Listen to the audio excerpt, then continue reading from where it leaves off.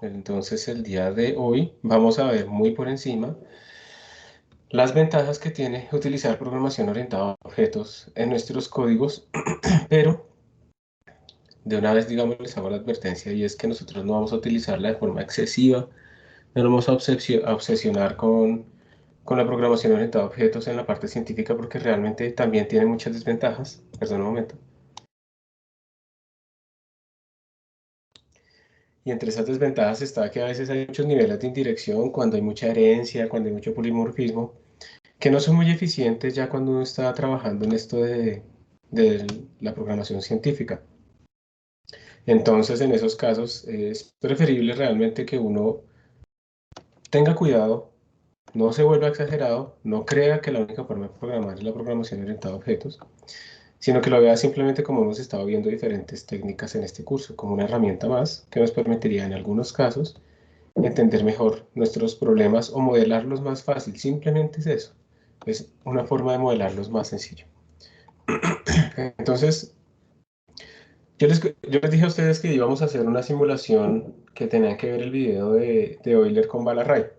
Euler con Balarray les mostraba cómo poder hacer la integración utilizando el algoritmo de Euler de la trayectoria de una partícula que caía eh, en pasos discretos de tiempo. Eso hace lo mismo exactamente que nosotros hemos venido haciendo. Entonces, digamos, dadas una condición inicial, calculábamos cuál sería la siguiente posición y velocidad debido a las fuerzas. Y con eso calculábamos la siguiente posición y velocidad debido a las fuerzas.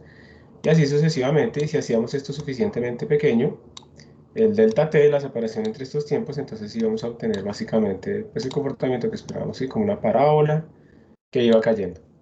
Entonces, ¿qué observábamos? Que teníamos que tener, por ejemplo, un vector que nos modelara la posición. Voy a ponerlos en mayúsculas aquí los vectores. Un vector para la velocidad, un vector para la fuerza. Eso era lo que teníamos que tener. Y, y la idea de todo esto es, ustedes pueden pensar que si tuvieran muchas partículas, pues lo pueden ver de dos maneras, cuando tenemos muchas partículas. Entonces, hay dos formas de ver o de tratar de modelar cuando tenemos muchas partículas. La primera forma es decir, bueno, si tengo n partículas, entonces voy a tener un arreglo de n posiciones vectoriales, n va a la raíz para la posición, un arreglo de n velocidades para las n partículas, cada una con su velocidad, y un arreglo de f fuerzas. Podemos pensarlo así. Y además, pues necesitamos también la masa, entonces necesitaremos como un arreglo de n masas. Esto lo que quiere decir es que entonces pues utilizamos un vector para ponerle un vector de Balarray, otro vector de Balarray, otro vector de Balarray y otro vector de Davos. Eso se puede hacer. Aquí estamos nosotros. Esta sería la forma si ustedes en algún momento de su futuro van a programar en una tarjeta gráfica, más o menos así es que se hacen las estructuras de datos allá. Esto es lo que se necesita. Esto tiene unas ventajas y desventajas. En ventajas tiene, por ejemplo, que es sencillo, uno está pensando casi que como lo pensaría normalmente. Entonces, puede que sea sencillo, simplemente porque no sabe más también. Pero tiene unas desventajas y es que si yo voy a calcular, por ejemplo, la posición de una partícula, en términos de las fuerzas que le hacen otras partículas a ella, esas fuerzas pues van a tener que depender de la posición y velocidad de las demás partículas. Entonces yo estoy pegando brincos gigantescos. Por ejemplo, para calcular la fuerza de la partícula iésima, tengo que pegar brincos gigantescos en mi memoria para acceder a la posición de mi partícula original, de mis otras partículas que la rodean, las velocidades, calcular todas esas fuerzas. Entonces no hay continuidad como en la memoria. ¿Sí? Los datos, por ejemplo, de la partícula iésima de posición y velocidad están muy lejos entre ellos, teniendo en cuenta que n es grande. Entonces tiene también sus desventajas. La otra forma, que es la que vamos a ver hoy, es que podríamos más bien agrupar esto en una partícula, en algo que modele una partícula. Finalmente nosotros estamos diciendo, bueno, una partícula tiene su posición, su velocidad, su fuerza y su masa. Entonces podemos pensar, a esto le vamos a llamar partícula, un nuevo tipo de datos, partícula, y entonces más bien lo que podemos hacer es un arreglo vamos a llamarlo bodies, un arreglo de n partículas. ¿Sí? Esto es lo que podemos hacer, pero cada una tiene su propia posición, tiene su propia velocidad, su propia fuerza y su propia masa. ¿Qué ventajas tiene esto? Primero que todo, cuando ustedes vayan a calcular, por ejemplo, las fuerzas y las nuevas posiciones de una partícula específica, todo está ahí cerca, todo está empaquetado cerquita. Entonces, es mucho más eficiente en memoria. Y además, me permite a mí modelar un poco mejor cómo se comporta ese sistema. Yo puedo decirle partícula punto muévase. Yo puedo hacer una función interna en la que yo le digo a la partícula que se mueva un delta t. Y entonces internamente lo va a hacer. Partícula.print. Yo puedo hacer como funciones internas que hagan ese tipo de cosas. Y ahora pienso, el objeto fundamental en este caso para mí es una partícula. Estoy un nivel por encima. Ya no estoy en la posición específica, en velocidades, en fuerzas, masas, sino que ahora pienso es en partículas. Y cuando va a calcular fuerzas, entonces yo sé que le tengo que calcular las fuerzas a un sistema de partículas. Entonces, yo estoy modelando mejor cómo se comporta mi sistema. Mi modelo mental corresponde un poco mejor a lo que corresponde, digamos, el modelo físico, cuando utilizo este tipo de encapsulamientos. Y este tipo de encapsulamientos empiezan ya a tener una, digamos, empieza ya a pertenecer a esa rama de la programación orientada a objetos. Estamos creando un nuevo objeto llamado partícula, eso es un nuevo objeto, y nos estamos concentrando en cómo cambia y cómo evoluciona ese objeto. Y eso es lo que vamos a ver el día de hoy de forma muy sencilla. Lo vamos a hacer específicamente con el mismo caso de aplicación. Entonces, como les decía, tenemos estas dos aproximaciones y nos vamos a concentrar en esta segunda. Listo. Entonces, nuestra idea, o sea, lo que quisiéramos hoy, vamos a ver si alcanzamos. Lo que quisiéramos hoy es poder modelar que, digamos, yo tengo un suelo, entonces va a hacer que una partícula caiga, pero además quiero que rebote. Sí, haga esto. Si le pongo amortiguamiento con el suelo, pues va a hacer esto. Y si no le pongo amortiguamiento, pues más o menos sería rebotar hasta el mismo sitio. Vamos a aprender inmediatamente también un algoritmo nuevo de integración. Aquí finalmente estamos integrando otra vez las ecuaciones de movimiento, pero este algoritmo que vamos a ver es un algoritmo que es más elaborado, más bien, tiene otras propiedades específicas, especiales, y es un algoritmo rápido y además supera, me parece incluso, que a Runge-Kutta porque no nos obliga a evaluar la fuerza varias veces por cada paso de tiempo, sino con una sola vez al evaluarla tenemos básicamente la integración muy apropiada de nuestra dinámica. Entonces eso es lo que vamos a hacer hoy. Y el modelo importante y fundamental va a ser la partícula. Ustedes tienen que ir pensando, por ejemplo, qué debe tener la partícula para poderla modelar. Por ejemplo, cuando la partículita va cayendo por acá, pues esa partículita no importa la forma, ¿cierto? Nosotros cuando estamos hablando de partículas que caen, nos interesa es básicamente el punto, el centro. Eso es dinámica de partículas puntuales, realmente la forma no nos interesa. Pero, por ejemplo, cuando choque aquí con el suelo, lo estoy haciendo exagerado, la forma sí va a importar. Por la forma en que lo vamos a modelar nosotros, esa forma sí va a importar. Si tenemos más bien un cuadrado o un círculo, va a importar. Por ejemplo, es normal que en estas situaciones se modele la fuerza que le hace el piso a la partícula en términos de esta pequeña interpenetración, que es mucho más grande. Y entonces calcular esa pequeña interpenetración pues es diferente para un cuadrado o para un círculo, pero entonces miren que en el fondo apareció una forma. En nuestra partícula, que antes solamente tenía un vector de posición, vector de velocidad, un vector de fuerzas y una masa, ahora si la vamos a simular esférica va a tener que tener un radio. Si queremos hacer más cosas, si queremos simular otro tipo de interacciones, pues tenemos que ir añadiéndole más atributos a nuestra partícula. Entonces depende del nivel de modelación que nosotros queramos hacer. Cuando ustedes hablan de programación orientada a objetos, pues hay unos conceptos básicos. Está el objeto, que es la unidad fundamental de modelación que estoy utilizando. La clase o la estructura, que es lo que me permite a mí crear objetos nuevos. La abstracción es lo que estábamos haciendo antes. ¿Cuáles detalles necesito yo para modelarlo? ¿Necesito todo o necesito solamente una parte? El encapsulamiento es precisamente yo voy a coger todos esos atributos y los voy a guardar dentro de mi clase. O sea, un objeto va a tener varios atributos internos. Hay también herencia, cuando por ejemplo yo puedo heredar de una partícula unas propiedades para crear una partícula más compleja. El polimorfismo es, dependiendo del tipo de objeto, las funciones se comportan diferente. La sobrecarga, que es cuando yo le enseño a los operadores básicos de C++ cómo se comportarían o qué deberían hacer cuando yo lo hago operar con dos objetos. Por ejemplo, si sumo dos partículas, ¿eso qué significa? Pues no tiene sentido, pero yo puedo enseñarle. Y los constructores y destructores, que son los que hacen que nuestras partículas se construyan apropiadamente y se destruyan. ¿Eso qué quiere decir? Eso, digamos que ustedes internamente de su partícula, en su clase partícula internamente tiene, vamos a escribirlo bien, vamos a utilizar structs primero. Esta es la forma de definir una clase nueva, un objeto nuevo. Entonces aquí tenemos std_array, double, r, b y f, por ejemplo, ¿cierto? Y tenemos un double acá, que es la masa.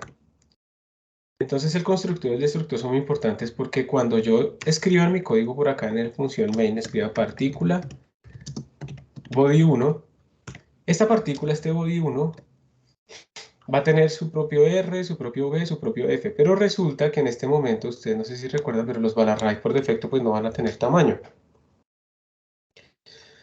Entonces uno podría tratar de inicializarlos acá con unos valores específicos o podría utilizar un constructor. Y el constructor es el que se llama cuando ustedes están en este tipo de código. Cuando ustedes están declarando una variable por primera vez, se llama el constructor. Y cuando esa variable sale de alcance, digamos que aquí se cerró la función main, se llama el destructor. Entonces, por ejemplo, si este man necesita reservar memoria o algo así, si la partícula necesita eso, entonces nosotros lo que hacemos es llamar a nuestro constructor. ¿Cómo se declara un constructor? Es una función especial que no tiene tipo de retorno y se llama exactamente igual que nuestra clase. Ustedes pueden definir muchos tipos de constructores, pueden definir constructores vacíos, que son los que se llaman cuando los declaran así a sus partículas, constructor vacío, o pueden llamarlos también con argumentos. Digamos que en este caso podríamos declarar el constructor vacío y podríamos decirle simplemente que cuando creen una partícula de estas, vamos a hacer esto, r.resize3, b.resize3 y f.resize3. En otras palabras, yo lo que estoy haciendo es que el constructor me construye a mi partícula en un estado apropiado. Y esa es la idea del constructor. Ay, disculpen. Y el destructor se llama igual, pero con un símbolo de negación aquí. Esa fue la convención.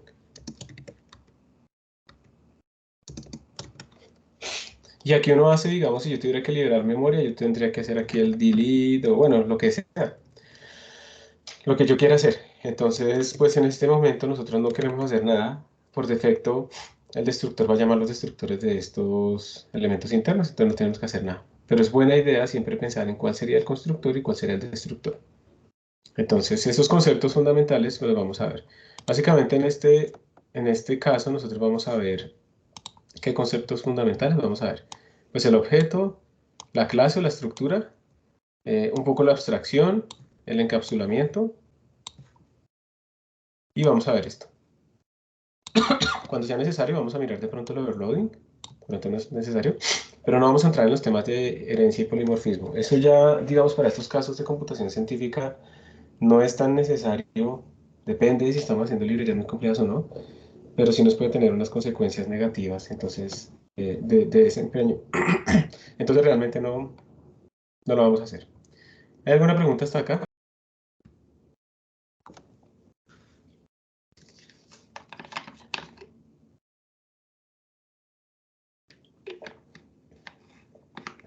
Bueno, ninguna.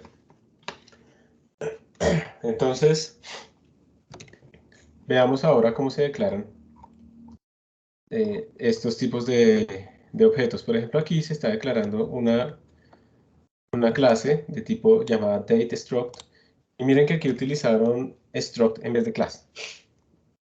Son equivalentes, hay una pequeña diferencia en cuanto al acceso, ya la vamos a ver, y esa es la forma más básica posible de declarar nuestra que una nueva estructura. En este caso está creando una estructura para modelar fechas, donde se tiene el año, el mes y el día, todas son del mismo tipo de datos, pero no tienen que ser del mismo tipo de datos, ya vieron que podemos mezclar de tipos de datos diferentes.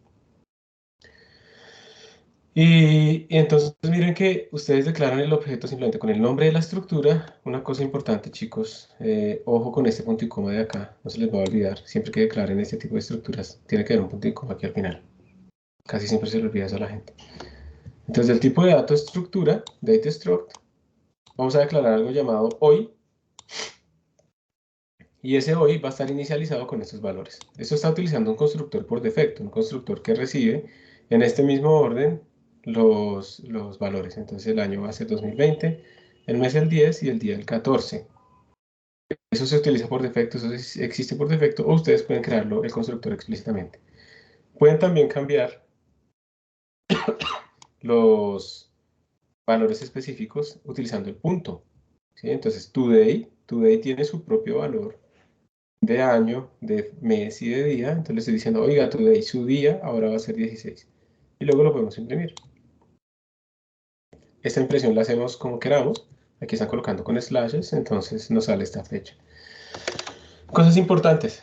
Para declarar nuevos objetos o clases o estructuras, perdón, nuevos objetos, utilizamos struct o class. Tenemos que poner el punto y coma y ponemos los miembros internos. Esto es lo más básico posible. Pueden haber funciones también, pero lo más básico es poner solamente datos internamente. Y ya, con eso es todo. Y ahora pensamos es en términos de fechas. Ahora pensamos es en términos de este tipo de objetos de datos que declaramos. No pensamos en años, no pensamos en mes y en día por separado, sino en una fecha. Estamos en un nivel de abstracción un poco mayor. Aquí está la equivalencia entre struct y class. Si ustedes utilizan struct, todos los elementos internos son públicos, entonces ustedes sí pueden hacer esto y acá. Que sean públicos quieren decir que en la función main o en otras funciones ustedes pueden acceder directamente a los elementos internos. Eso es lo que significa que sean públicos. Las estructuras por defecto tienen los elementos públicos. Las clases por defecto los tienen privados. Entonces si uno hiciera esto de aquí arriba con una clase, no, esto sería un error. Esto de acá sería un error, porque la clase por defecto va a tener los datos privados, entonces yo puedo crear un tipo de datos de estructura, de fecha, pero yo no puedo acceder a sus elementos internos porque son privados a ella. Ese tipo de restricción es muy útil para quitar privilegios, pero nosotros, para nuestros ejemplos, para facilitarnos todo, vamos a utilizar estructuras, o si utilizamos clases, entonces tenemos que hacer esto, escribirlos como que lo que está debajo de este public, todo eso va a ser pues público. Si ustedes ponen aquí private, todo esto va a ser privado. Si le ponen public, todo va a ser público. Y hay otra cosa extra, protected, pero no vamos a entrar en nada de eso. Dependiendo de la aplicación que ustedes estén haciendo, pueden pensar que es útil tenerlos como privados o como públicos. Si los tienen como privados, les toca entonces ver cómo van a hacer para modificarlos porque no van a poder hacer este tipo de cosas. Los datos están protegidos. Entonces, por esa razón es que principalmente vamos a utilizar estructuras. Entonces lo que nosotros vamos a hacer precisamente es introducirnos a programación orientada a objetos, creando un objeto nuevo llamado particle, que va a tener pues esos datos de posición, velocidad, etcétera. Y luego vamos a hacer la simulación de este objetico. ¿Traes preguntas hasta este momento? ¿Ahí?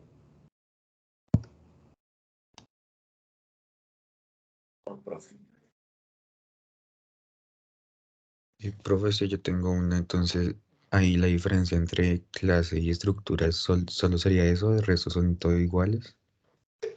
De resto son totalmente iguales. Tener una clase o una estructura es exactamente lo mismo, salvo por los modificadores de acceso. Las estructuras vienen desde C, pero en C++ pues se correspondió de esa manera. Y entonces sí, la respuesta es esa es la diferencia, el valor por defecto que tienen los datos en cuanto a su tipo de acceso. Esa es la única diferencia. Listo, gracias. Con gusto, gracias por la pregunta. Entonces, vamos por favor al repositorio pido por favor que hagan un git pull por si acaso, pero ustedes ya deben tener los datos del día de hoy. Voy a quitar un poquito el brillo de la pantalla. Entren por favor a la carpeta del día de hoy, que es 2022-06-17, y ahí deben tener varios códigos. Vamos a comenzar con el de boiler.cpp. Como les decía, yo esperaba que hubieran visto ese video, entonces voy a pasar muy rápido por ahí.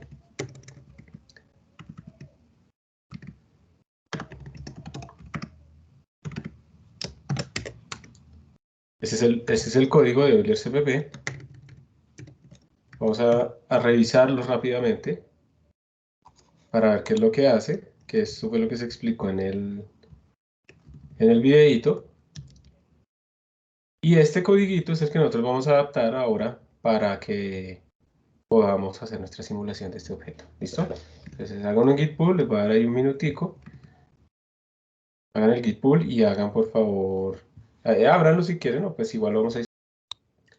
Listo, yo creo que ya es tiempo suficiente, entonces vamos a revisar rápidamente qué es lo que hace este código. Recuerden que lo que hacemos es primero definir aquí como un sinónimo en esta parte, en donde este sinónimo nos dice que donde escribamos state t, realmente vamos a tener algo llamado val array, ¿cierto? Entonces, básicamente el tipo de datos llamado state t es un val array. Esto es un sinónimo para no estar escribiendo std val array double, std val array double, etc. Está difícil dictar la clase así, tan enfermo. Entonces, vamos a tener una función llamada simulate, que es la que va a hacer la simulación, que recibe, como no estamos pensando todavía en objetos, entonces va a recibir una posición o unas posiciones, una velocidad, un delta t, un número de pasos de tiempo, una masa, sí, recibe como todo muy específicamente, y un nombre de archivo donde vamos a escribir los datos. ¿Qué hacemos en la función main? Declaramos como es una sola partícula, entonces tenemos solo una posición. La declaramos de una vez con sus valores iniciales y tenemos una velocidad, la declaramos de una vez con sus valores iniciales. Aquí yo estoy simplemente verificando que le estemos mandando los argumentos necesarios a nuestro programa. Entonces, si el número de argumentos, el argc, es diferente de 4, entonces me imprime este error, en donde dice el nombre de nuestro programa y nos dice que tenemos que ponerle el delta t, el número de pasos y la masa. Esto lo va a leer desde la línea de comandos y sale. Entonces, si todo está bien, si el delta t, si al menos me pasaron esos argumentos, entonces leo el delta t, leo la n y leo la masa. Y luego hago la simulación. Entonces en la simulación hay unos pasos muy importantes que tenemos que diferenciar, que son los siguientes. Lo primero es que en la simulación vamos a aclarar con unas variables auxiliares, como la fuerza, por ejemplo, y una constante gravitacional, que es la que nos va a permitir simular la fuerza de gravedad. Vamos a abrir también un archivo para escribir nuestros datos, con ese nombre que nos mandaron, y vamos a imprimir los datos en notación científica con 15 cifras decimales. Y luego vamos a hacer la iteración en el tiempo. Entonces, para i del tiempo en 0, mientras el i del tiempo sea menor que el número de pasos total que me pidieron, y haciendo aumentos de a uno en uno. Entonces, ¿qué hacemos en cada paso? Cada paso de tiempo. Lo primero que hacemos es calcular la fuerza. Entonces, hacemos que la fuerza empiece en 0, la reseteamos para no tener fuerzas de pasos anteriores. La reseteamos y le sumamos cada término que queramos. En este caso, el término que necesitamos es un término mg. Recuerden que estos son vectores, ¿no? Esta f, esta g, todos son vectores porque son la raíz. Entonces estamos sumándole la fuerza mg, no más, no hay más fuerzas acá. Luego aplicamos el algoritmo de Euler para integrar esto que tenemos. Entonces la nueva posición va a ser la posición que tenía más b por dt, y listo. La nueva velocidad va a ser la velocidad que tenía más la aceleración por el tiempo. La aceleración es la fuerza sobre la masa. ¿Sí? Eso es lo que estamos diciendo acá. Entonces ya hicimos que pasara nuestra partícula de t a t más delta t. Esto es completamente análogo a lo que hemos venido haciendo para integrar ecuaciones diferenciales, pero es como más fácil, pero es porque nosotros, pues como físicos, estamos más familiarizados con este tipo de forma de ver los problemas, ¿sí? Con aceleraciones, con velocidades, sino integrando ecuaciones diferenciales. Y luego, pues simplemente se imprime el tiempo y se imprimen todas esas coordenadas, posición en x, y, z, velocidad en x, y, z, fuerza en x, y, z.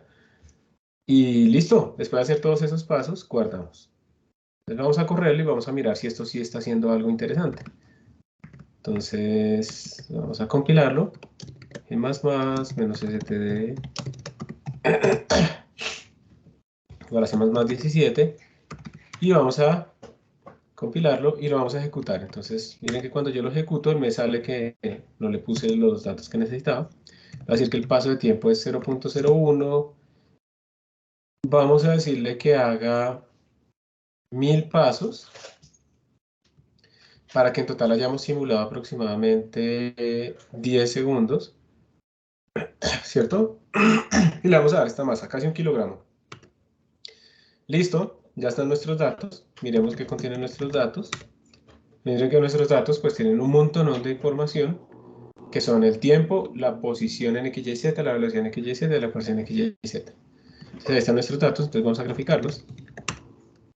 Y vamos a hacerle plot, datos.txt usando la primera columna que es el tiempo. Y si yo pongo aquí el número 2, quiere decir que estoy utilizando la posición en el eje X. La posición en el eje X, si está bien así o no está bien así. Entonces, cuéntenme ustedes qué piensan, si esto sí dio o no dio bien. Revisen por favor estas condiciones iniciales, piensen en la dinámica del sistema y díganme si sí tiene sentido o no que me haya dado esta línea recta.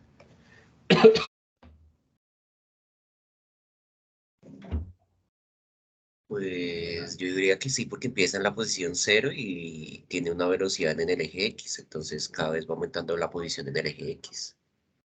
Muy bien, es movimiento uniforme, ¿cierto? Porque en el eje X no tenemos fuerzas, entonces esta velocidad es constante, o sea que está pendiente, debería ser 0.123 de hecho, y por lo tanto pues aquí va a ir aumentando la posición uniformemente. De hecho, tratemos de hacer algo, tratemos de hacerle una regresión a esto. Entonces vamos a poner f de x igual a por x más b, para tratar de ver cuáles coeficientes nos salen si le hiciéramos una regresión a estos datos si fueran experimentales. Fit f de x y datos, toca entre comillas, datos.txt usando la 1 con la 2, vía a, b. Esa es la forma de escribir el fit acá, pero se escribe bien. Y miren los datos tan chéveres que nos dieron. Observen que nos está diciendo que la pendiente es 0.123, que es precisamente la velocidad en ese eje X. Y que el punto de corte es básicamente 0, que es precisamente lo que nosotros esperamos. Entonces esto es para que ustedes vean que este algoritmo, aunque sea el algoritmo de Euler, bueno, se está dando relativamente bien, al menos en el eje X. Ya les voy a dejar que ustedes mismos lo hagan. Vamos a seguir graficando otras cositas. Si yo le pongo aquí el número 3, ¿qué estoy graficando contra qué? Necesito primero que analicemos un poquito eso entre nosotros y luego sí nos pasamos a mirar.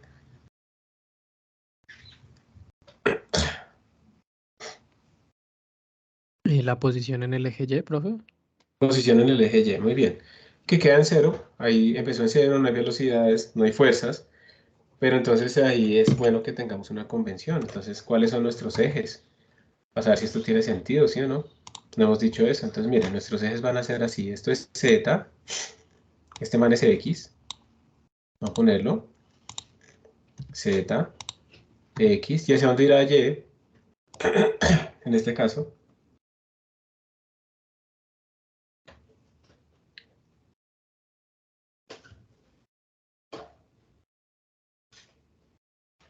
Dentro de la pantalla.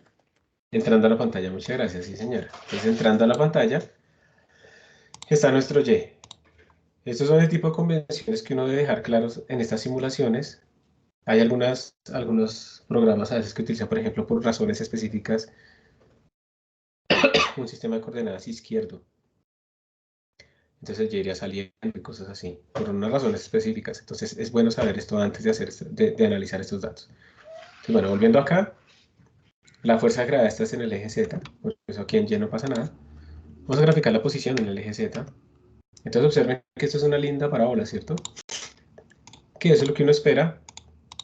Al principio se sube un poquito, pero pues rápidamente se queda dominado porque como hicimos tanto tiempo de simulación, pues entonces vamos a ver este tipo de caídas. Como aquí ustedes dirían, pero ya se pasó el suelo, ¿cierto? Eso como que no tiene sentido, ¿sí o no?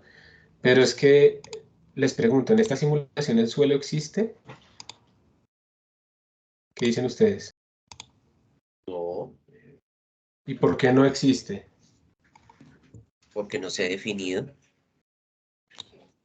No se ha definido y para que exista, muy bien, lo definimos como con una fuerza. Las cosas no existen en estas simulaciones si no generan fuerzas o aceleraciones sobre nuestro sistema. Entonces, obviamente físicamente uno dice, no, pero el suelo siempre existe, sí. Pero si usted en la simulación no pone el suelo como una fuerza, el suelo no existe. Entonces esto también es útil para ese tipo de situaciones. Hay que tenerlo en cuenta, las cosas no existen dinámicamente si no están ejerciendo fuerzas. Entonces yo puedo decir, sí existe un suelo, pero ese suelo no interactúa conmigo. Pues es una afirmación que no es científica, ¿no? Porque si no interactúa, ¿yo cómo puedo mostrar su existencia? Entonces aquí no existe el suelo porque no hay interacción con el suelo. Miremos las velocidades. Entonces, esta es la velocidad en el eje X. Se mantiene constante en el valor de 0.123 que nosotros habíamos definido. Entonces se ve bien. Acá, en el eje Y, pues se mantiene en 0. Y en el eje Z, ¿cómo debería ser la Una línea recta. pendiente positiva o negativa? Muy bien. Negativa. Ahí está. Una línea recta con pendiente negativa. También podemos hacerle un ajuste si lo desean. Era el 7, ¿no? Y miren lo que nos da. La pendiente es menos 9.81, que es la de la fuerza, la G, ¿no? Y el punto de corte pues es 0.8819, que tiene que ver una velocidad inicial que debería ser como... Es esta, ¿no? 0.98. Pero miren que no va perfecto. Entonces hay una pequeña diferencia. Entonces, pues se ve muy bien, ¿no? Se ve muy bien esta simulación. Entonces ahora sí, si quieren ustedes por favor compílenla, córrenla y traten de hacer alguna grafiquita ahí rápida. Tienen 2 minuticos. Si alguien tiene un problema, pues me dice para que miremos en la pantalla. Si alguien quiere compartir la pantalla inmediatamente para que lo hagamos entre todos y de paso pues lo hace todos, y tiene la ayuda de todos nosotros, pues de una vez. Excelente, adelante. ¿Quién está compartiendo la pantalla? Listo. ¿Alguien iba a compartir y quería que viéramos? No, profe, qué pena fui yo, pero fue sin culpa. Ah, ok. No, pero pues, ¿sí te compiló? Sí, señor. ¿Y corrió, hiciste alguna grafiquita o ahí no puedes hacer la gráfica con GNuPlot? No, no, es que me toca con Python, yo ya voy a intentar. ¿Tú estás en Linux o en Windows? En Windows. Entonces en el script de Python tienes que seleccionar bien las columnas que quieres leer porque ya hablas un montón, ¿cierto? Sí, señor.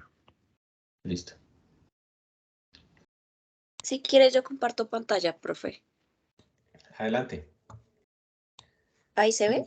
Sí, ya se ve. Ya compilaste, corriste y estás graficando. Listo. Muéstranos. Esta es tiempo en función de posición en Y, ¿cierto? Esa es la que debe ser como constante. Sí. Creo que se llama datos.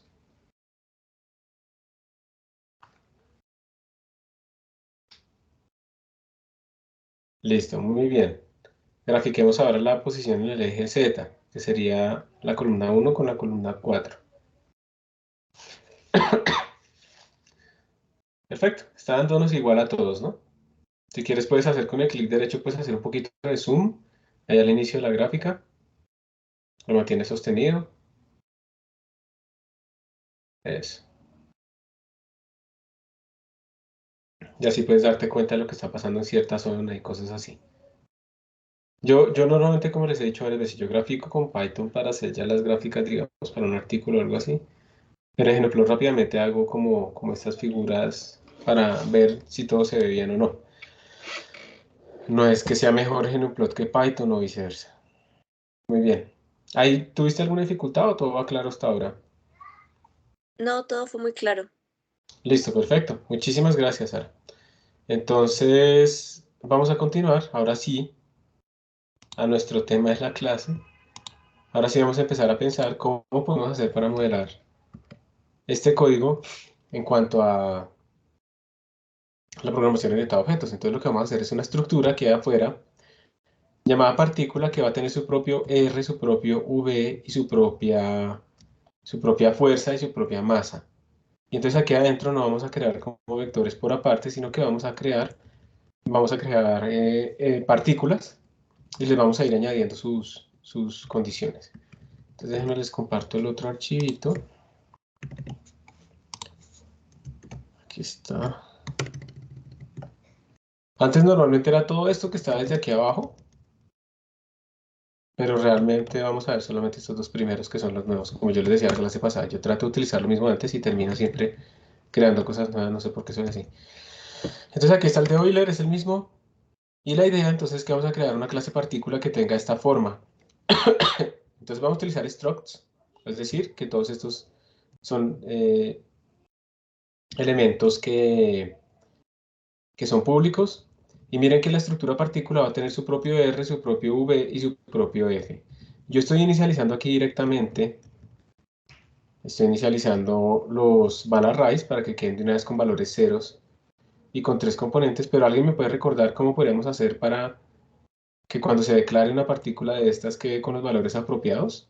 ¿Qué función es la que uno debería implementar? ¿Cómo se llamaba?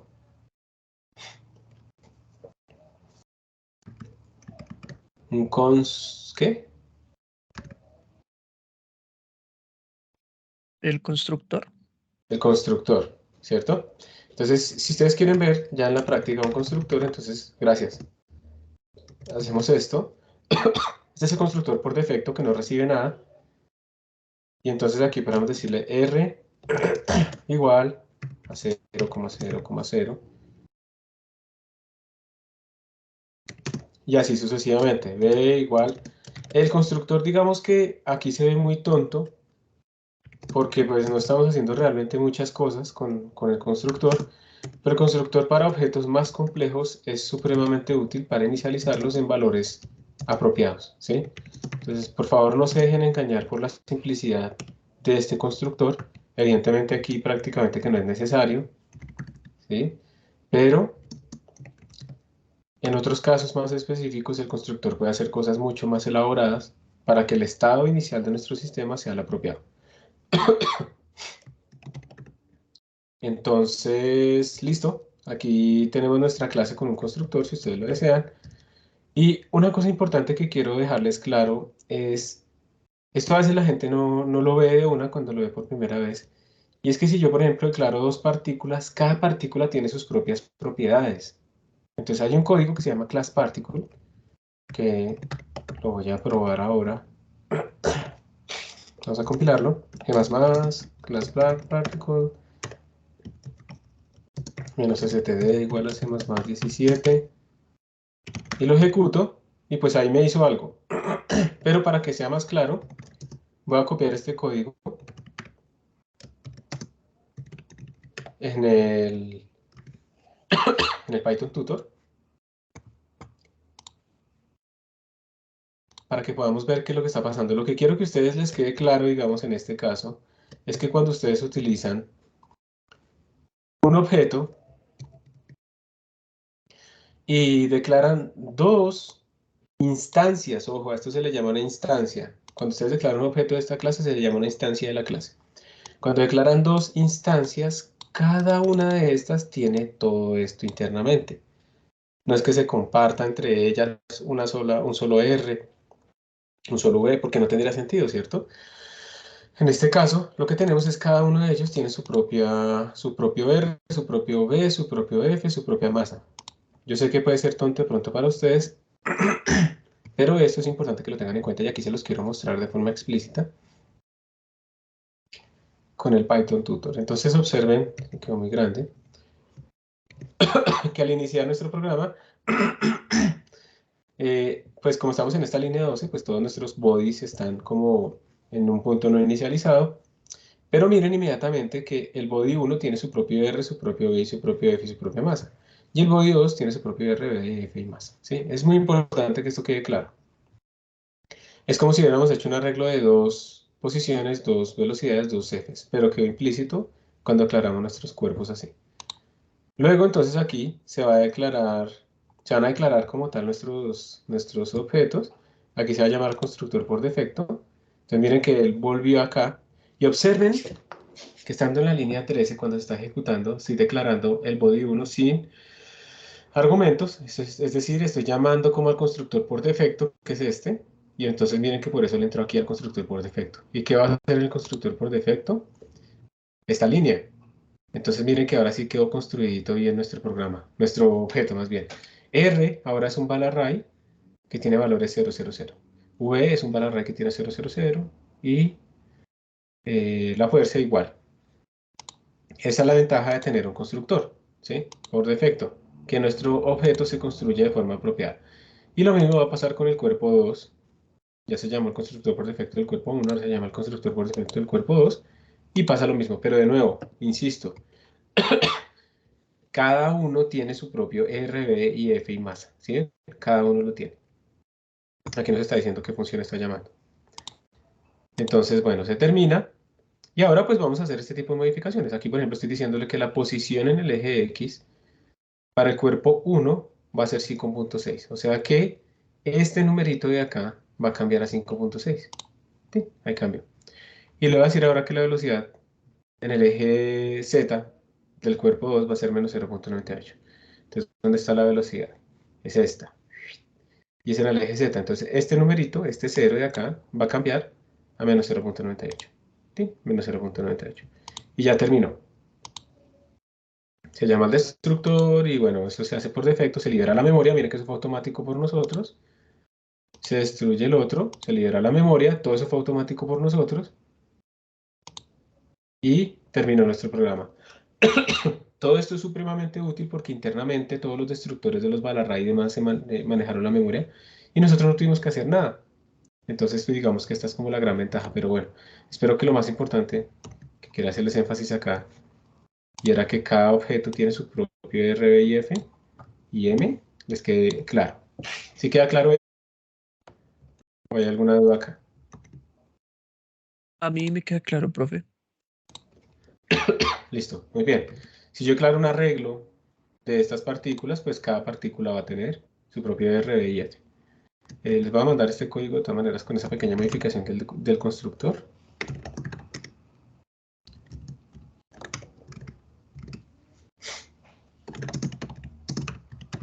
Me parece que es útil tener ese concepto claro, yo no lo había incluido.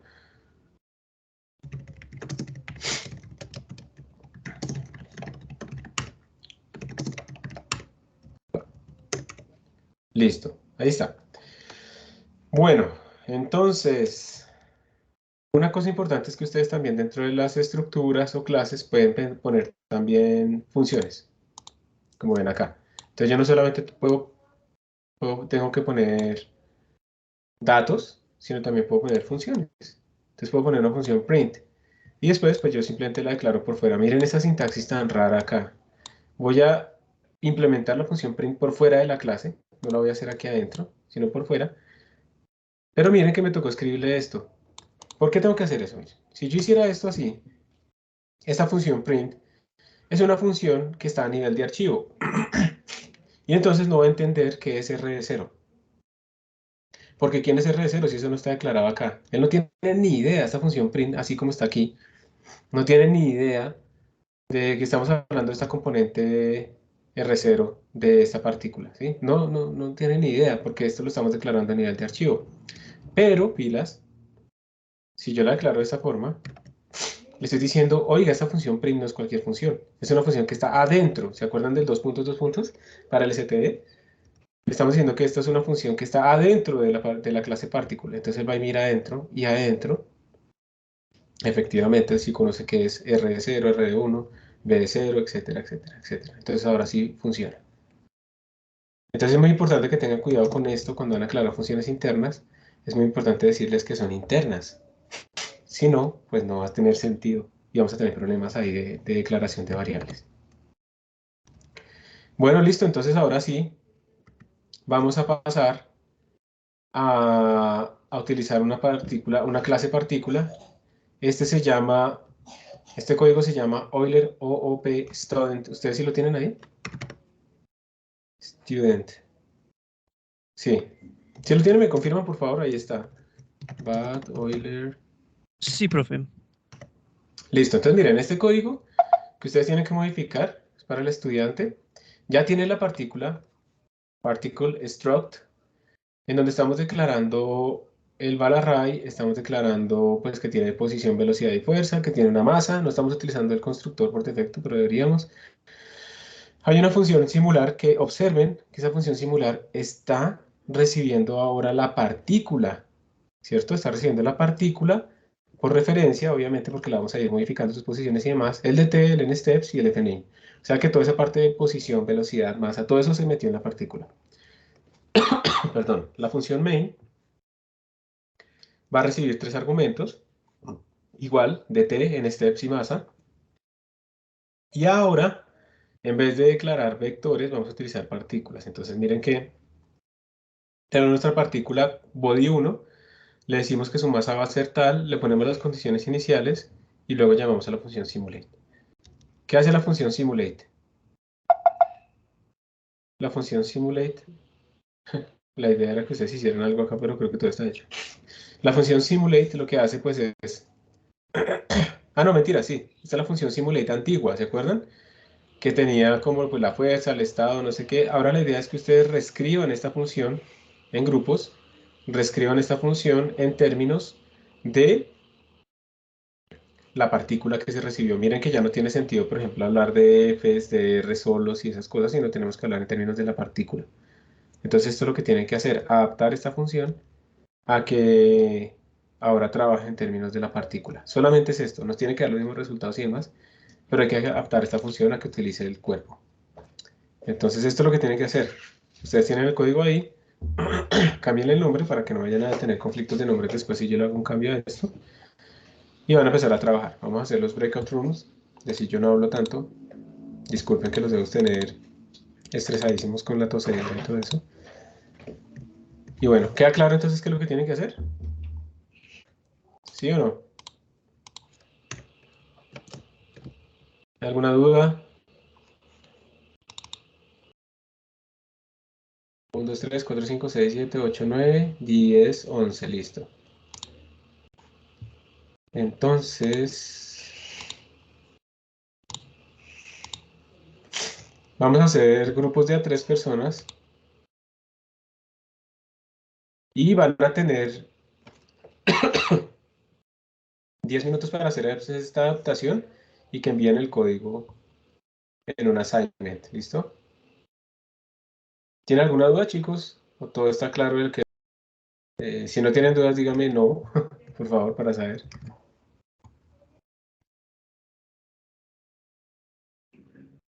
Está claro, listo. Bueno, entonces voy a abrir los breakout rooms dejando al primer grupo acá para que quede grabada esa interacción. Entonces, grupo 1, que son Gabriel León, Santiago Maecha y Sara Lucía, van a quedar grabados, entonces para que sepan. Listo, adelante entonces. Hola Hola, chicos, buenos días, ¿cómo están?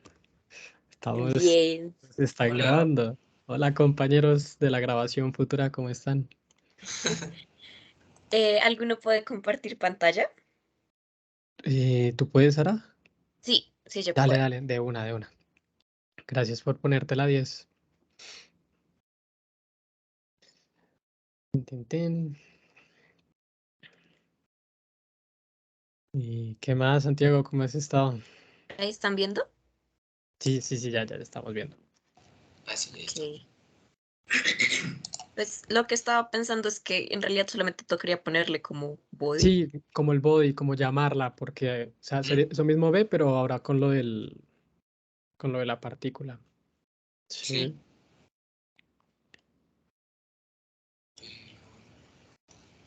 Sí, yo creo que nosotros hacíamos algo parecido como con los functores o algo así, ¿no? Ajá. Entonces sí. Y la F, pues la F ya como tal no, ahí ya está el vector. Ah, no, mentiras, también te toca el body, ¿no? O no, espera.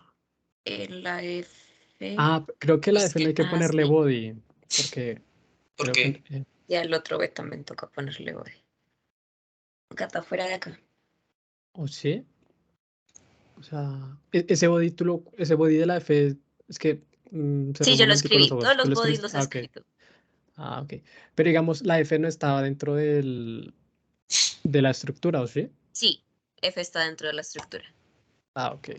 Listo. Es el Euler Student, Ah, o ¿cierto? sea, toca cambiar este.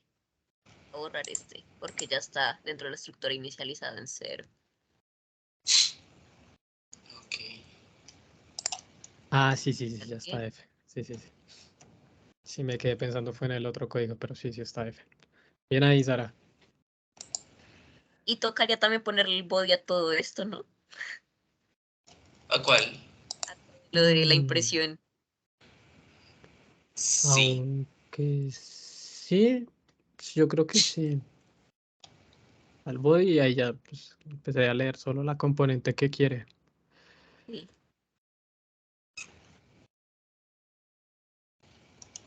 Para una forma de hacer esto más rápido. Sí, yo siempre creo que existen comandos y todo eso, pero creo que uno se complica más.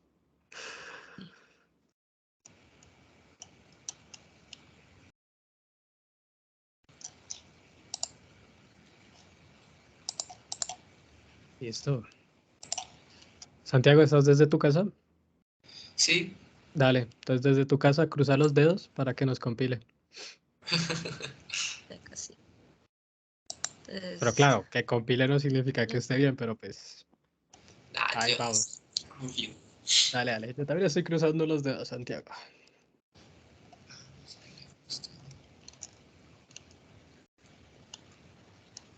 stated Listo. does not have a type. ¿Qué? Y, ¿Será que ay, agregué? y no hemos declarado la masa. Ah, la masa también toca. Ah, sí, la ¿También con masa Bob? también estaba en body. Sí, también está declarada en la Ah, estructura. double más, sí, sí, sí. Ujú. Double más, sí. Señora.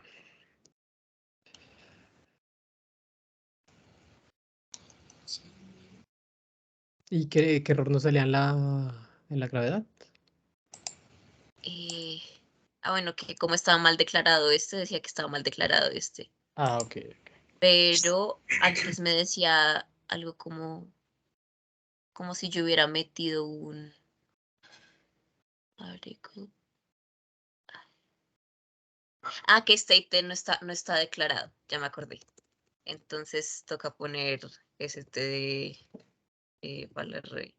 ¿Por qué? Ah, porque creo que eso era para cuando el profesor usaba el using y como que lo generalizaba, o sea, que ahora es este de Balarray, que tenga este nombrecito para no siempre tener que Sí, escribir lo mismo. Y creo Ahí, que o en sea, este como código antes ya lo no está. teníamos todo en ¿Luego que no está Valarrey. declarado? Como todo lo teníamos antes en Valarrey, él tenía al principio eso, pero en esta parte se borró. Te falta otro ¿Sí ves? puntico ahí, Sí, Sara. sí, sí. Sí, sí, Ah, ok, ya ok. lo lleno. ¿Cómo prefieres, Sara o Lucía? Eh, O de una Sara Sara, Lucía. me gusta Sara. O sea, Lucía también me gusta, pero no lo relaciono como mi nombre. Casi nadie me dice así. Ok, Sara. Listo, vamos a ver si ahora No, sí. no, espera, te faltó el puntico. ¿Qué puntico? A ver. Este. ¿Dónde? ¿Es este? ¿Dónde pusiste el Balarray? No, espera, creo que está haciendo algo. Valerrey. ¿Dónde? Aquí sí. Ahí. Sí, ahí. Ya entendí.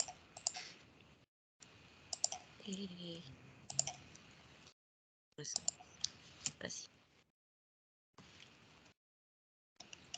Para guardar. Ah, ya subió la tarea. Ta, ta, ta.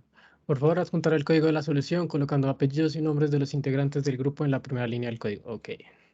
Ah, acá me Ah, faltó ok, otro también, más. también faltó. Ti, ti, ti.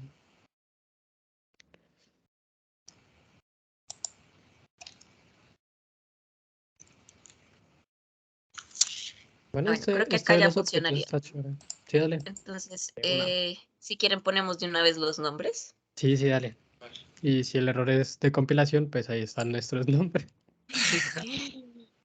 ¿Me ayudan dictándolos, por favor? Sí, claro. Gabriel, aunque creo que el profesor prefiere que primero sean los apellidos, ¿no? Sí. Ok. Sí, entonces pon León, Roncancio, Gabriel. Ujú. Listo, viejo Santi, te toca. Maicha Rosso Santiago.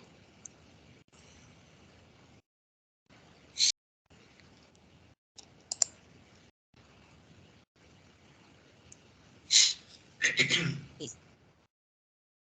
Y guardar. Listo. Así, la misma de siempre, Santi. Cruzando los dedos. Sí. Eso. A ver, que ahora sí que esté bien. Hay que darle un DT, Ok. un tiempo. Espera, creo que acá le puse. No, TT, pasos y masa. Una como así. Listo. Bien. A ver. Se ahí da. Listo. Entonces ya me paso este archivo y lo subo a la tarea. Vale. Dale. Perfecto. Voy a dejar de compartir. Bueno, muchachos, espero que les haya gustado el tutorial. Sígueme. Síganos, por favor. Gracias, Sara, por ponerse la 10. Todos los likes para ella. Y a Santiago y a mí por hacer el pair coding. Hasta que... O sea, ¿cuánto nos queda para subirlo? Ahí no hice en el Teams. 8:14. Ok, Las 8 y listo. 14. Entonces sí nos quedó bien, ¿verdad? Sí. Sí. Ya ahí, si puedes, no sé, de pronto, si te queda fácil como graficar rapidito, a ver si daba igual. Uy, pero no sé si con el tiempo. Voy a subirlo primero y si me queda el Sí, tiempo. no, por eso te decía, ya cuando lo subas solo, ya para comprobar. Sí, no. Listo. Primero subir, tranquila. Listo, ahí ya quedó subido. Entonces les voy a compartir para que veamos lo de las gráficas. Listo. ¿Ahí ven? Sí. Santi, ¿sigues por ahí? Eso. Sí. Despierto, Santi. Entonces, busqué la 1 y la 4 para ver si da la parábola. Sí. Sí. Eso. Todos ahí choquemos los 5 virtualmente. Quería dar una línea recta. ¿Se han visto que ustedes pueden reaccionar? ¿Se han visto que allá arriba Sí. ya dice reacciones? Acción. A ver. Ay, ya aplaudiendo. Acá. Paz. ¡Ay, sí! No sabía. Uy, lo veas. ¿Se puede spamear? ¿Y tú lo ves, Sara? ¿Que estás compartiendo? No, solo se ve dentro del No, Teams. no Ok. solamente se ve en el Teams. Listo, y nos quedó. Sí, listo. Pues ahora sí, choquemos las 5, pero pues con esto de reacciones. ¿Listo, Santiago? Eso. Pero ya, reacciones. Chocar. Dale, No, pues, de ¿dónde? reacción. Ahí, arriba, al lado de chat. Ahí, no Sí, sale al pero ladito. veo aplauso. Así. Sí, aplausos. Ese. Ahí te sale. Listo, chicos. Gracias. Gracias. Listo, ya volvimos. Entonces, alguien, creo que al final, ahorita en un momentico me estaba escribiendo John, pero no alcancé a recibir tu mensaje. ¿Querías comentar algo, algún problema que tuvieron, algo así? No, para revisar si estaba bien, profe. Pues nos dan los mismos datos. Entonces supongo que sí, pero pues para Muy confirmar. bien. Sí, exactamente. ¿Qué tuvieron que hacer, John? Ya que te tengo hablando, ¿qué tuvieron que hacer básicamente? ¿Fue difícil, fue fácil? ¿Qué fue lo que hicieron? ¿Puedo compartir pantalla? Sí, dale. Pues simplemente pues aquí yo comenté esta F porque la F está interna en la partícula. Ajá. Y simplemente en lugar de llamarlas como Fs, poner body punto body.f, body.r, .v, punto más. Y bueno, cambiar una cosita acá en G que estaba definida con el nombre general que habíamos puesto. Ajá, puedes bajar otra vez a acá. la implementación, por fin. Eso. Bueno, en cada una, pues body, y listo. Perfecto, muchísimas gracias. Eso es básicamente, pero entonces ahora estamos pensando en términos de tener objetos, un objeto cuerpo. Y si nosotros tuviéramos que hacer, por ejemplo, tuviéramos que poner más partículas, pues tendríamos que hacer simplemente un for sobre esas partículas, pero la idea es la misma. Yo aquí tomé una foto del código de John, con tu permiso, ¿no, John? Qué pena. Y quería decirles algo. Y entonces es lo siguiente, cuando esta función de fuerza empieza a ser más compleja en otras situaciones, lo mejor es moverla por fuera. Entonces crear una función, calcule fuerza, ¿listo? Eso no quiere decir que eso es lo que tienen que hacer ahorita, sino que eso es lo que vamos a hacer ahora. También estos algoritmos de integración se pueden empezar a volver más complejos, entonces esto también lo vamos a mover afuera. Por ejemplo, este le vamos a llamar una función que se llame, por ejemplo, compute forces, que va a recibir pues nuestro cuerpo o nuestros cuerpos, ¿cierto? Para calcular las fuerzas dentro de ellos. Y aquí podríamos llamarlo pues, time step o integrate, o bueno, hay muchas formas de hacerlo, que obviamente recibirá nuestros bodies, pero además de recibir el dt en general. De esa manera podemos como ir modularizando un poco mejor nuestro código y no creando una función inmensa que va a tenerlo todo. Esas son de las primeras cosas que vamos a hacer más adelante, porque esto se va a empezar a complicar un poquito. Y ya, simplemente quería resaltar esa parte. Vamos a cerrar esto. Y ahora, entonces vamos a hacer la implementación del algoritmo que es un poquito mejor, que se llama el algoritmo del leapfrog. Pero antes, yo les digo a ustedes, este es mejor, pero ustedes no saben por qué es mejor, ¿cierto? Entonces sería útil, pues, hacer un poquito la deducción. Y yo lo tengo aquí abierto, aquí está renderizado, pues, estas ecuaciones que están aquí en código LaTeX, que aquí ya está renderizado, pues, en la página web. Y hay muchos algoritmos que se utilizan en esta parte. Esto se le llama dinámica molecular, que es resolver la segunda ley de Newton utilizando potenciales o fuerzas. Hay muchos algoritmos metidos aquí en dinámica molecular y uno de ellos es este algoritmo de Leapfrog, donde el algoritmo de Leapfrog tiene varias propiedades. Es uno de los algoritmos que se le llama, bueno, que resuelven ecuaciones de segundo orden. Esa es la clave. Este no es un algoritmo general para resolver cualquier tipo de ecuaciones, sino que está orientado específicamente a resolver ecuaciones donde tengo la segunda derivada igual a una función de la posición. Esa es como la idea. Se utiliza muchísimo en sistemas dinámicos, en mecánica clásica, está relacionado con el algoritmo de Verlet, y la idea es que estos algoritmos se le llaman algoritmos simplécticos. Y los algoritmos simplécticos lo que quiere decir es que, por ejemplo, si yo grafico el espacio de fase de un oscilador, entonces digamos que teóricamente me debería dar así si no lo tenemos bien escalado, y resulta que nuestro algoritmo simpléctico trata de mantenerse como alrededor, eso es básicamente como su naturaleza, ¿listo? Eso ¿de dónde viene? Es que esa palabra simpléctico tiene que ver con mecánica analítica. En el espacio de fase ocurren, cuando nosotros graficamos, por ejemplo, la velocidad, para allá, en función de la posición y nos da ese espacio de fase. Ese espacio de fase tiene unas propiedades, ¿sí? Unas propiedades de evolución. Y cuando nuestro sistema evoluciona, la evolución se llama simpléctica si cumple ciertas condiciones. Entonces, esos algoritmos simplécticos están diseñados para cumplir esas condiciones, pero pues no me voy a meter mucho más allá porque no creo que ustedes hayan visto nada de eso, pero pues tampoco lo necesitamos. Lo importante es que es muy estable, es un algoritmo que es mucho mejor que el de Euler y miren cómo se implementa. Básicamente es lo que tenemos acá. Lo que nos está diciendo nuestro algoritmo es, usted tiene que calcular la aceleración primero. Entonces, ¿qué quiere decir eso? Vamos a nuestro código. Tenemos que hacer primero un compute forces. ¿Cierto? Eso es lo primero que tenemos que hacer antes de poder empezar a integrar.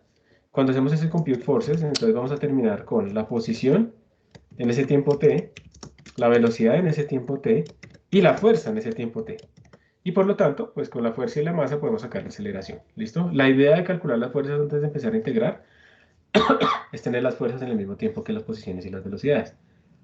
Ahora bien, miren que ahora nos está diciendo que V en I más 1/2 es igual a V en I menos 1/2 más AI por delta T. ¿Qué es eso?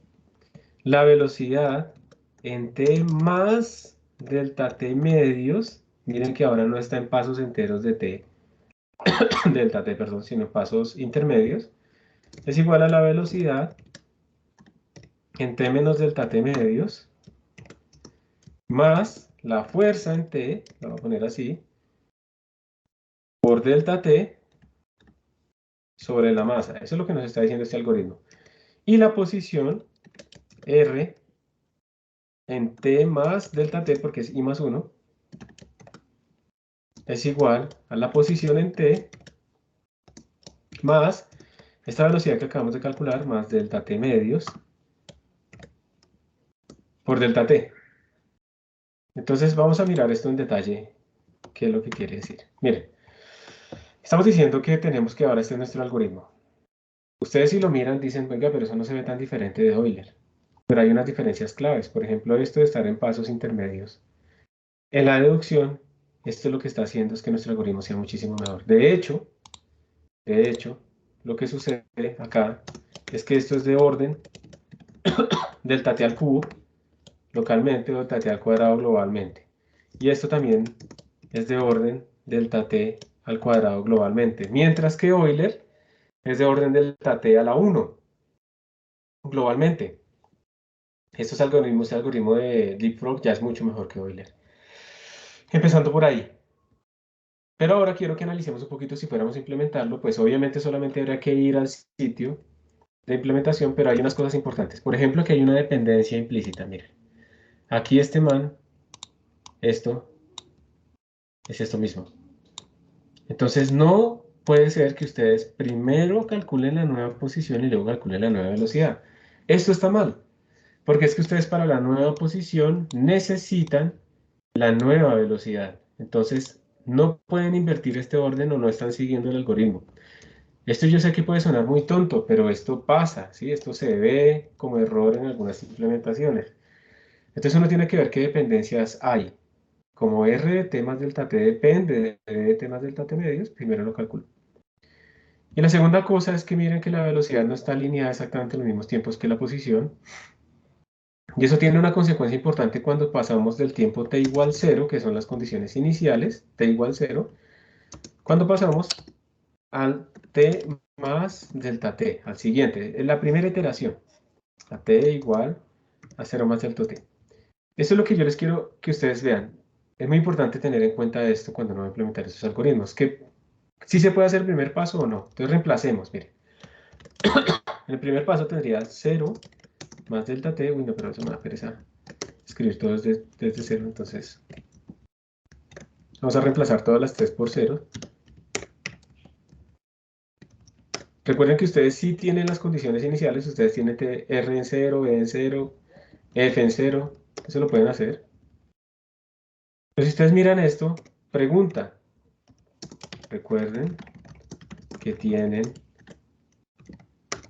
R en 0, B en 0, y pues también calculan la fuerza, entonces F en 0.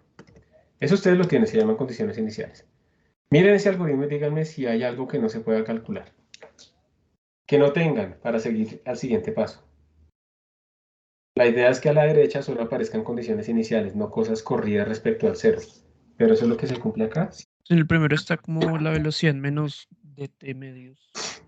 Exacto, muy bien. Esta partecita nos daña todo. O sea, este F de 0 yo lo tengo, el delta T lo tengo, la masa lo tengo, ¿cierto? Este delta T lo tengo, esto se supone que lo calculé antes, este R0 lo tengo, pero resulta que cuando va a hacer el primer paso en la velocidad, disculpe, él necesita no la velocidad en 0, sino la velocidad en menos delta T medios.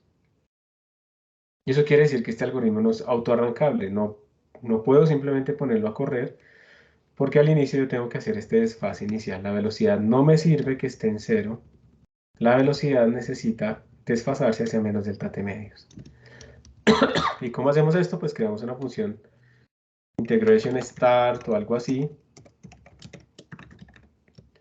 Y en esta función integration start lo que vamos a hacer es, para calcular esta nueva velocidad, vamos a decir, va a ser la velocidad que yo tenía inicialmente de en 0, es una expansión, menos delta t, perdón, por la fuerza en 0, sobre la masa.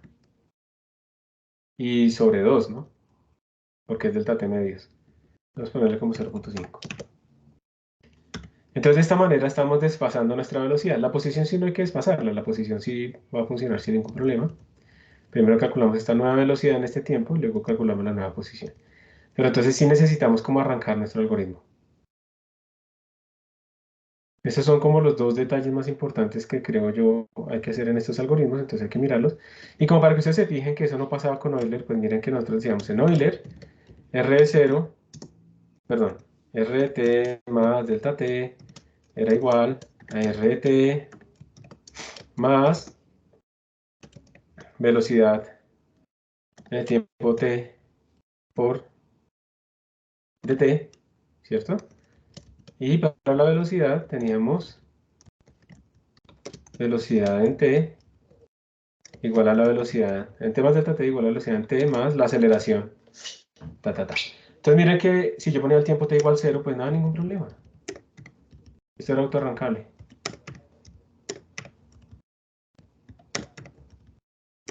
¿Sí ven? A la derecha solamente tengo cosas que tienen que ver con las condiciones iniciales. Entonces por eso no habíamos hablado de esto. Pero en cambio, cuando tenemos un algoritmo un poquito más elaborado, sí tenemos que hacer ese desfase.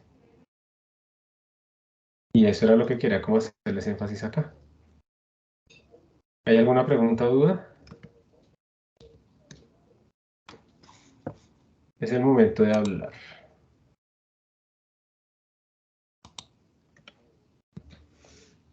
¿Dudas? ¿Preguntas?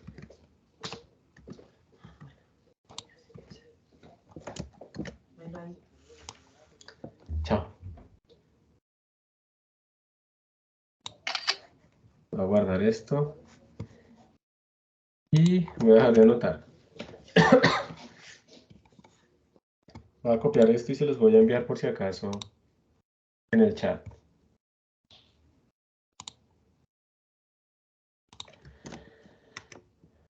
Si ustedes quieren, yo a veces me puedo fijar acá en las reacciones. Si ustedes quieren, pueden reaccionar acá diciendo que todo bien, ¿sí? Entonces ahí sale como ese simbolito de que todo está bien si no quieren escribir o algo así. Entonces, eso, gracias. Y así es, así lo puedo ver yo también si estoy viendo la pantalla de Teams. Bueno, muy bien. Entonces estos son los detalles importantes. Dependiendo del algoritmo que uno esté utilizando, pues va a tener que hacer estas adaptaciones.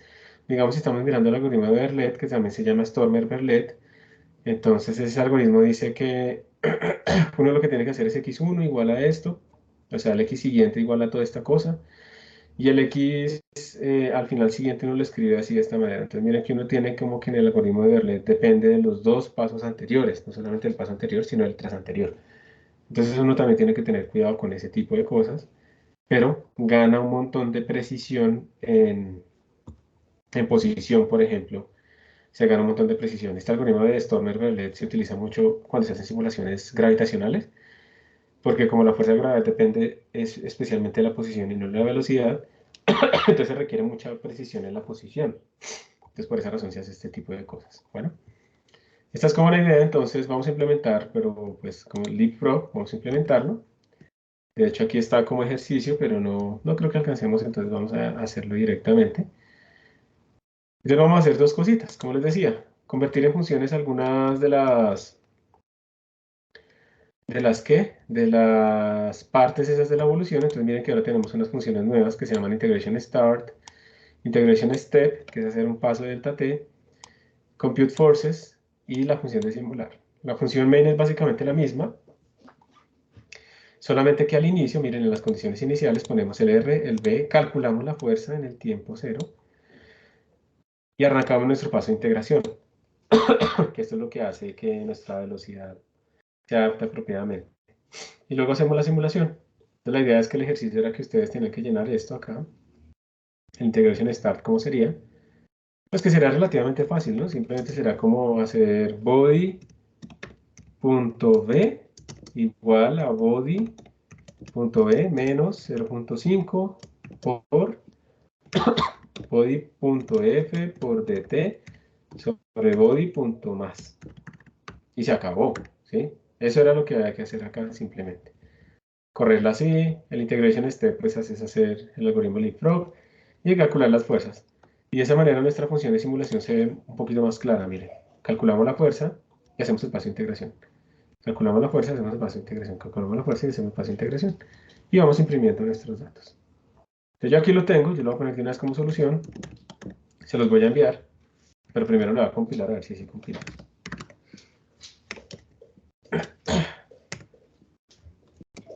Y entonces aquí leapfrog solution, compile, y lo voy a ejecutar. Me falta ponerle los argumentos, sobreescribir los datos de Euler, ¿no? Y entonces voy a dibujar acá. Plot, digamos, esto era 1,4, era la posición en el... ¿Esto qué es? Esta es la posición vertical, ¿cierto? Entonces si es movimiento uniformemente acelerado, y 1,7. Esto está raro, ¿no?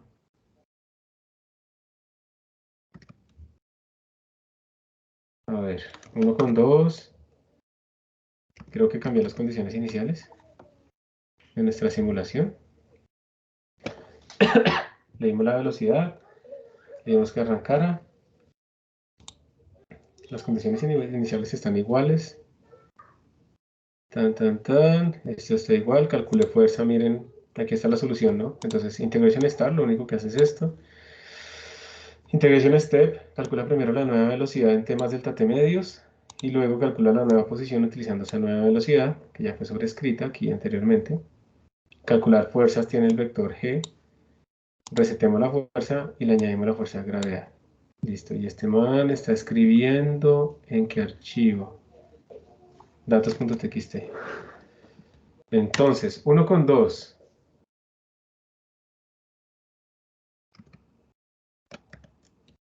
1,3. Está en 0. 1,4. Esto está raro, ¿no? Esto debería ser una parábola. Si estamos haciendo las cosas bien. Si lo ejecuté. Vamos a volverlo a correr. Leapfrog OP Solution. Va a borrar los datos que tenía. Lo voy a volver a correr.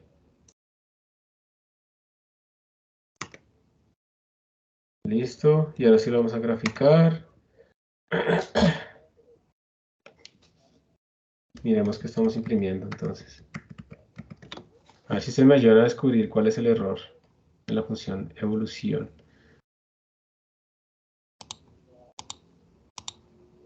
Ahí están las R's, B's y las F's. Voy a mirar el código específicamente a ver si tiene algo raro.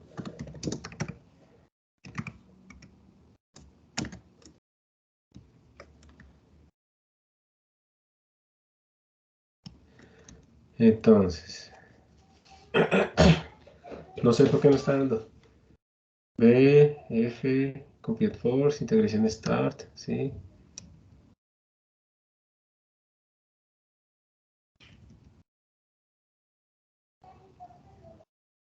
R0, R1, R2.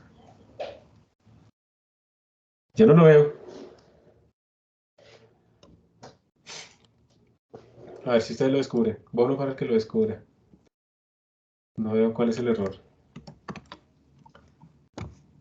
Miremos cómo se comportan. A ver, voy a mirar el punto inicial de este. Es como si no estuviera actuando la fuerza de gravedad, ¿sí o no? Básicamente. Profe, tal vez en Integration Step la línea 55 creo que Sí. SR en vez de V, SR creo. Excelente. Uy, qué ojo de águila. Muy bien. Ese es. Creo que lo voy a corregir aquí en la solución. ¿Qué tal esa solución tan mala, no? Y eso pasa cuando uno copia y pega y no adapta bien. Uf, re bien. Muchísimas gracias, John. Entonces vamos a volverlo a compilar. Vamos a volverlo a correr. Y vamos a pintarlo. Y ahora sí está nuestra parábola. Entonces, vamos a hacer una cosa para que podamos comparar un poquito con Euler. Voy a hacer lo siguiente. Primero les voy a enviar a ustedes la solución.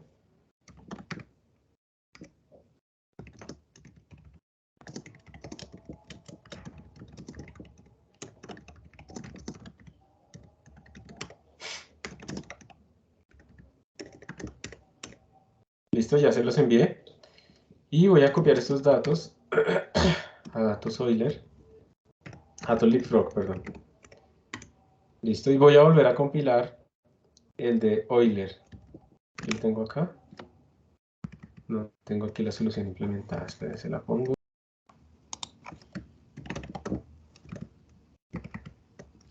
G++. No sé si te igual a C++ 17. Euler Solution. Listo. Y voy a ejecutar otra vez ese código con las mismas condiciones. Y voy a copiar ese archivo a datos Euler. Cuando ustedes tienen que hacer esto implica que deberían leer desde la línea de comandos esta variable en su programa. Pero bueno. Y voy a graficar ahora sí. Entonces miren, aquí voy a graficar los datos de Euler. Y también ahora voy a graficar los datos del Leapfrog. Usando 1 y 4.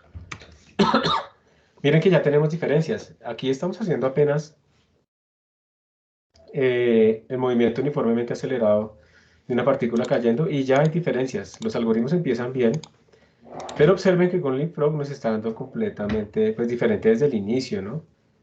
Entonces, ¿ustedes en este momento en cuál confiarían más?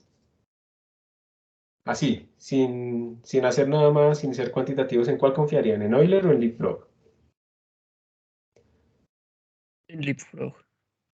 Leapfrog porque yo les estuve diciendo que era mejor. Ahora, cuantitativamente, ¿qué harían? Y muchas gracias, sí, yo también. Cuantitativamente, ¿qué harían para demostrar que Leapfrog es en efecto mejor que Euler? Pues, tal vez como es un problema sencillo buscar la solución analítica. Buscar la solución analítica, muy bien. Entonces podríamos decir, vamos a definir otra función que sea a más b por x. La solución analítica es una parábola, ¿cierto? Entonces yo voy a hacer este fitting de una parábola. ¿Se acuerdan que la solución analítica del movimiento uniformemente acelerado es x igual a x sub 0 más b sub 0 en x por t más aceleración por tiempo al cuadrado sobre 2? Entonces aquí está todos, esta parábola está aquí representada. Recuerden que aquí en Genplot x es el tiempo. Y yo le voy a hacer un fit a este f de x y a datos, empecemos con datos Euler. Usando 1,4, que es la posición, vía A, B, C. ¿Qué esperamos nosotros que nos dé esto? El A es la posición inicial en el eje X. El B es la velocidad inicial en el eje X. En el eje Y, perdón, disculpen, en el eje Z. Otra vez, vuelvo a empezar. El A es la posición inicial en el eje Z. ¿Que es cuánto? 0.90, perdón, 4.3. El B debe ser la velocidad, la rapidez inicial en el eje Z. Bueno, la velocidad inicial en el eje Z, que sería 0.98. Y el C debería ser la gravedad sobre 2, con un negativo. Vamos a ver cuánto nos da esto. Miren, la posición inicial nos dio 4.3098. Sí, está cerca. Vamos a copiar esto para que no se nos pierda. Vamos a dejarlo acá, este es el de Euler. La velocidad inicial es de 0.93095, pero miren que es un poco diferente, ¿sí ven? Es 0.98, entonces bueno, más o menos. Y la aceleración nos dio menos 4.905, que sí, es lo que uno espera aproximadamente de tener 9.81 sobre 2, ¿cierto? Entonces menos 9.81 sobre 2, menos 4.905. Entonces la velocidad inicial fue la que nos dio como rara. Ahora vamos a hacer lo mismo, pero con Leapfrog. Leapfrog. Tin. ¿Qué nos está dando ahora? Peor, ¿no? Ese es el de LeapFrog. Y el B no tiene nada que ver. No tiene nada que ver. Y el error, mira que el error aquí dio bajísimo, ¿no? Ya vamos a mirar qué está pasando. Entonces, cuando comparamos con LeapFrog, con el ajuste con LeapFrog, nos da que la posición inicial da 4.35787, que está pues, alejadito, más alejadito. El B 5.73785, que no tiene nada que ver con este valor. Y el C es menos 4.905, que ese sí está bien.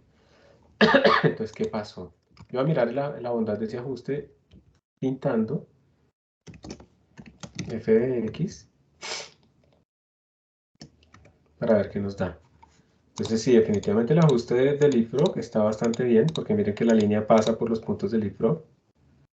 Entonces está bien, pero no nos está dando bien nuestro comportamiento.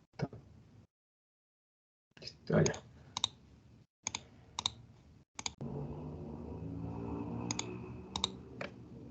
¿Y por qué será esto? Vamos a volver a revisar el código porque se tenía que darnos igual o mejor.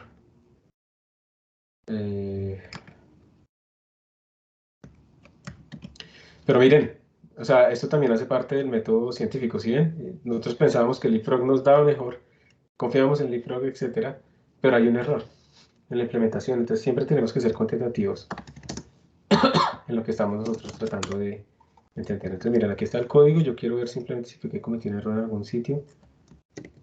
Claramente ya había cometido un error antes, puede ser que lo haya vuelto a cometer. Miremos a ver, sobre todo la integración, entonces integration start, compute forces, a ver. Eso está bien, esas son las velocidades, compute forces, entonces calcula f igual 0 y le suma body más, eso sí no tiene nada, lo único que cambia es el integration start, body.b igual a body.b menos 0.5, miren el error, ¿alguien lo ve acá? Aquí hay un error, ¿alguien lo ve? Aquí falta multiplicar por delta t.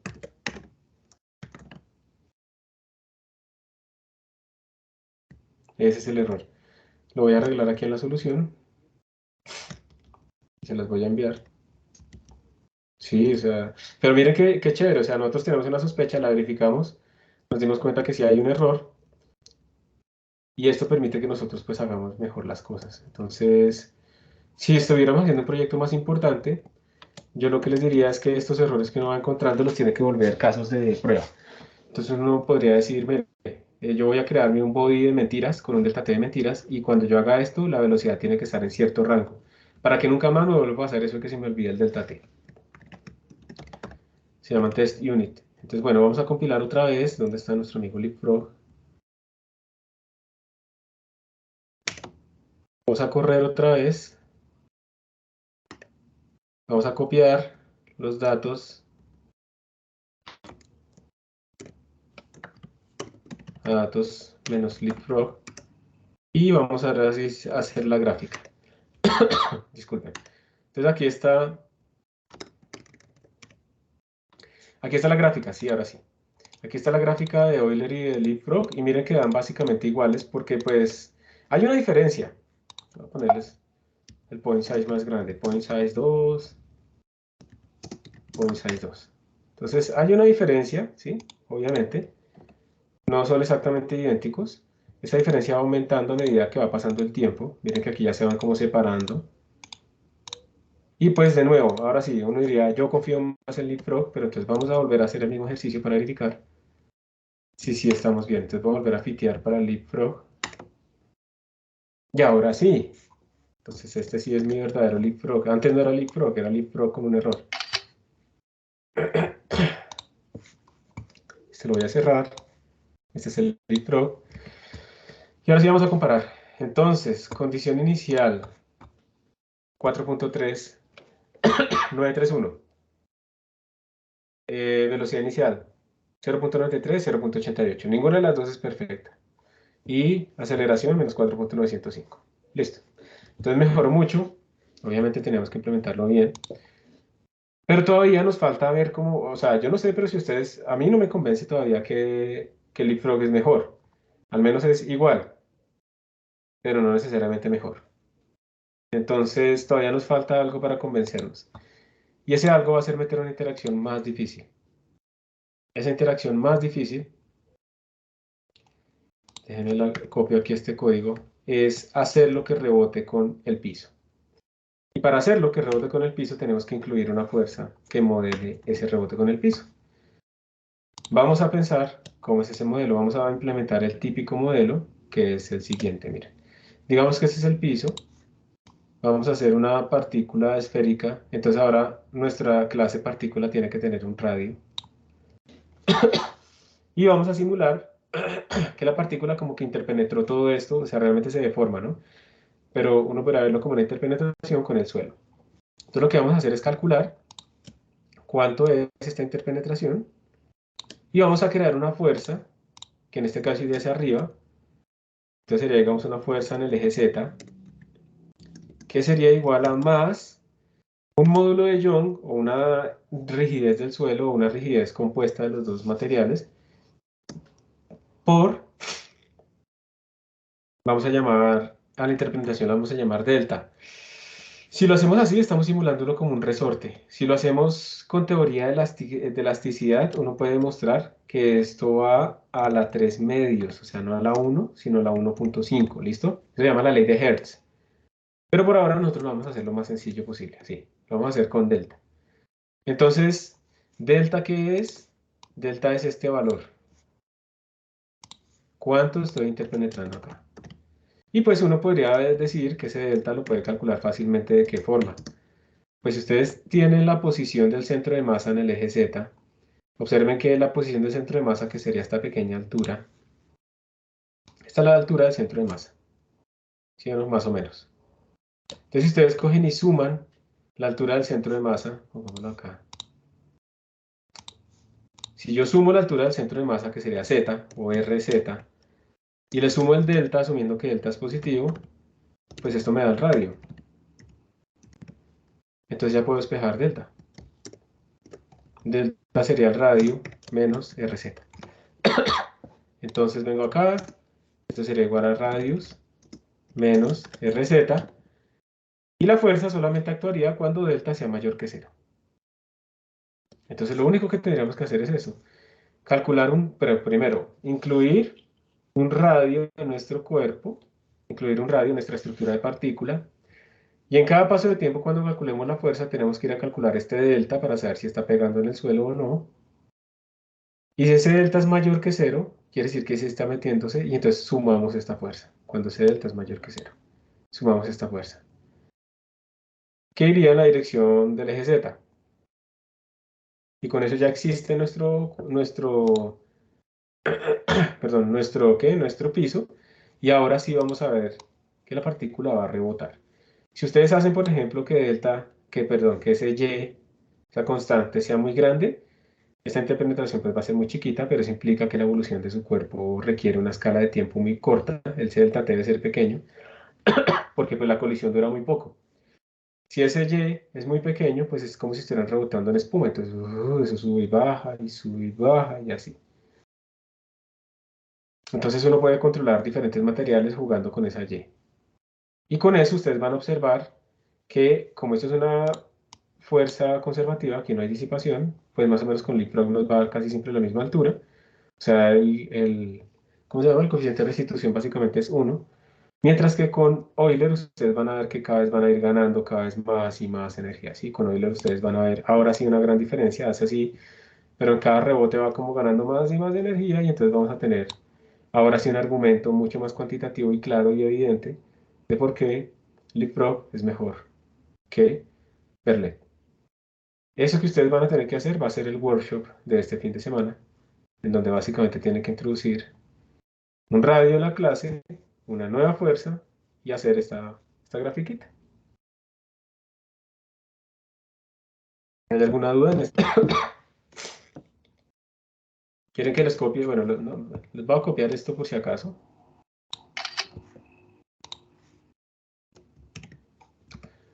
En el chat de la clase. por si les sirve para hacer esa implementación.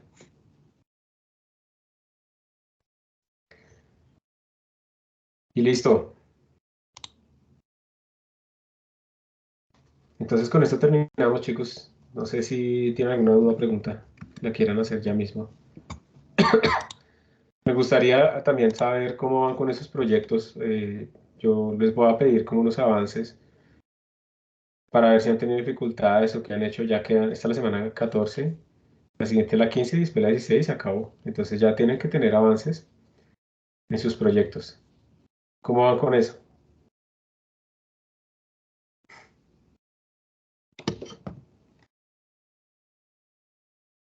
A ver, empecemos a preguntar a mano. David, Rubio. Dale, Said. David, ¿cómo que no tiene el micrófono? Dale, Said, adelante. ¿Me escucha? Sí, ya te escucho.